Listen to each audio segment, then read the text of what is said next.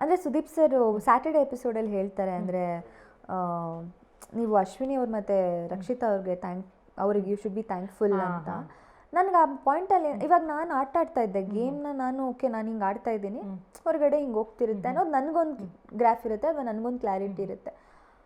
Sudeep sir ಅದನ್ನು ಹೇಳಿದಾಗ, ಈಗ ಸುದೀಪ್ ಸರ್ ಏನೋ ಒಂದು ಹೇಳ್ತಿದ್ದಾರೆ ಅಂದರೆ ನಮ್ಮ ಗೇಮ್ ಇಂಪ್ರೂವ್ ಮಾಡೋಕ್ಕೆ ಹೇಳ್ತಾರೆ, ಹಾಳು ಮಾಡೋಕ್ಕಂತೂ ಹೇಳಲ್ಲ. ಸೊ ಸುದೀಪ್ ಸರ್ ಏನೋ ಹೇಳ್ತಿದ್ದಾರೆ ಅಂದರೆ ಐ ವಾಸ್ ವೆರಿ ಓಕೆ, ಈಗ ಹಂಗೆ ಹೇಳಿದ್ದಾರೆ ಅಂದರೆ ಪ್ರಾಬಬ್ಲಿ ಅಷ್ಟೇ ಅನ್ಸುತ್ತೆ ಹೋಗ್ತಿರೋದು, ನಾನು ಅಷ್ಟೇನ ಅಷ್ಟೇ ಆಡ್ತಿರೋದಂತಲ್ಲ, ಮೇ ಬಿ ಅಷ್ಟೇ ಕಾಣಿಸ್ತಿರೋದು ಅನ್ಸುತ್ತೆ. ಇನ್ ಕೇಸ್ ಈಗ ನೆಕ್ಸ್ಟ್ ನಾನು ಫಿನಾಲೆಗೆ ಹೋದ್ರು, ಫೈನಲಿಸ್ಟ್ ಆದರು, ಇವರಿಂದ ಅಂತ ಹೇಳ್ಸ್ಕೊಂಡು ಹೋಗೋದು ನಂಗೆ ಬೇಡ, ಪರವಾಗಿಲ್ಲ, okay maybe I failed in the game, I don't want to continue that ಅನ್ನೋದೇ ನನ್ನ ತಲೆಯಲ್ಲಿತ್ತು.